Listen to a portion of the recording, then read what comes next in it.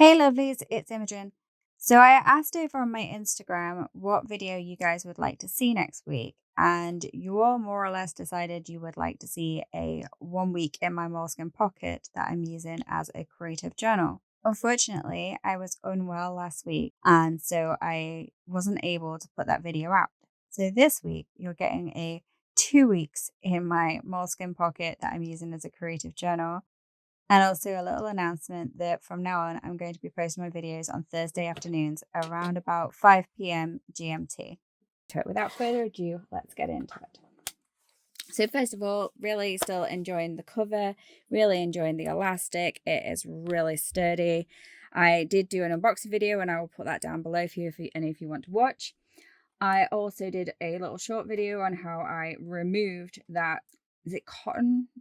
The bookmark, the sort of lilac-y coloured bookmark, and how I cut down a pencil board, which you'll see in a minute. The pencil board has this little today marker at the top. I don't know how well you can see that. And let's get in. So, first of all, the first page, which for some reason sticks up. So I literally just put in my name and my Insta and saying that there'll be a reward upon return if this is lost. I doubt I'll be taking it out of the house, but just in case.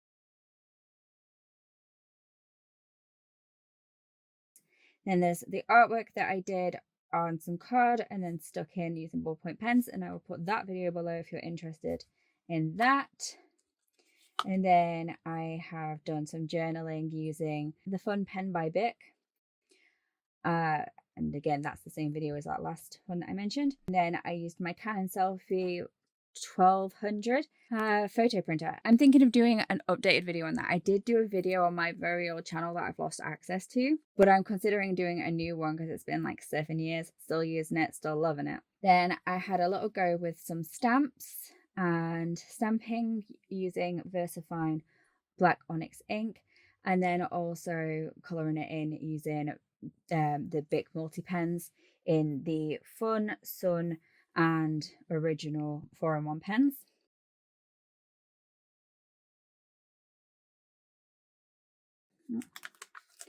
And then again, more Canon Selphy photos and more Bic pen, using some old stickers that I have because I have so many of these Korean stickers or Asian style stickers that I bought forever and a day ago on AliExpress. I have a lot of them, and so I decided to start trying to use them rather than just hoarding.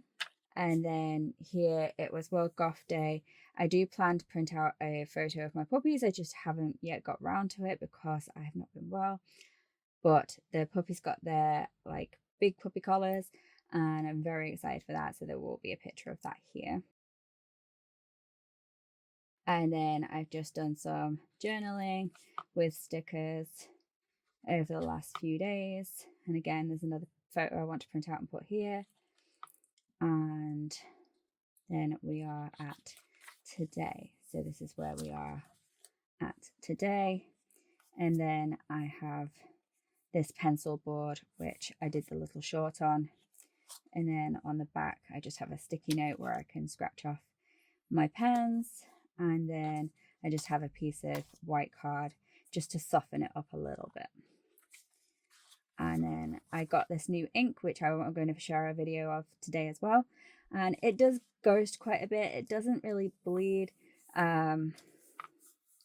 I'm really excited for it as it's an oil-based ink, and I've never used oil-based ink before. I'm enjoying the squares. I did consider getting the sequins one, which was a 4mm, and I was worried that the squares would be too small, but I'm actually thinking if I use the smaller pens, like let's see, here on these pages, I used a Muji 0.5 pen, and that worked really quite nicely. And then here I'm using that Bic 1mm, and that's not bad. I could definitely write smaller if I had a smaller pen. And then here I used I used a 0.1 Unipen pen, and that was quite fine. And I want to, CatWoods, I love her videos that she does on her traveler's notebook using the moleskines inside them.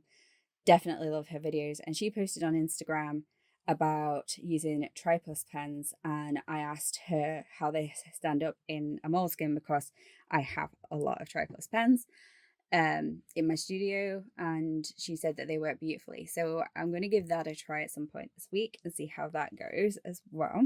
And I will link to her channel below. And then in the back here, I've just done some swatching. So I have a few different inks. So I tried the VersaFine Black Onyx Pigment ink, the Versa Chalk Dewdrops, and this one is the Midnight Black, which isn't as black, but it bleeds / ghosts less. Then I tried the Distress Oxide by Tim Holtz and Ranger, which is a pigment ink and a dye ink. And I was just wondering how that would work, and it acts more like a dye and bleeds through. And then I also tried the Distress Oxide again in Lost Shadows, which is a light grey, and that works a lot better. There is still some ghosting potential to bleed. And then at the end here, I just tried the Versaclair in the Morning Mist, which is a medium to dark grey, and that definitely, again, these two, they ghost a lot, as you can see, potentially have potential to bleed, but yeah. Now I tried the Bic colors, and that's in the Bic video, and then I've just done this today, which is using Shachihata Iromoyo Sumiro, which is a Japanese product, which is an oil-based ink pad. It works very similar to pigment inks in my experience with it so far. I'm quite interested to learn about it more and use it more. I held it onto the page for 15 seconds, like I did with those other inks, and then I also did like a 1-second stamping. It does smudge, it does ghost, it could have potential to bleed, but I'm not mad. I'm quite happy to use it because I'm just, yeah, I mean, worst case, where I stamped, where did I stamp before? Where I stamped these images before, you could see them on the back, but on this side, there's a photo. You can just about make out the clock there. And then on this side where I stamped it, I just put a photo on the back of that. Yeah, I just put photos on the back of that, which you could always just put stickers over as well. So it's not the end of the world.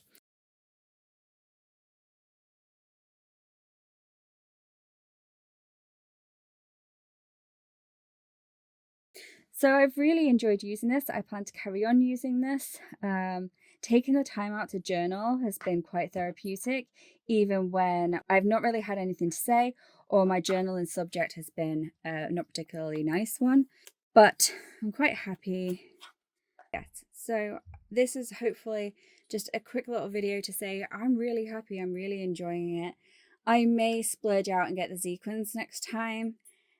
Just because the only thing I don't like is the paper.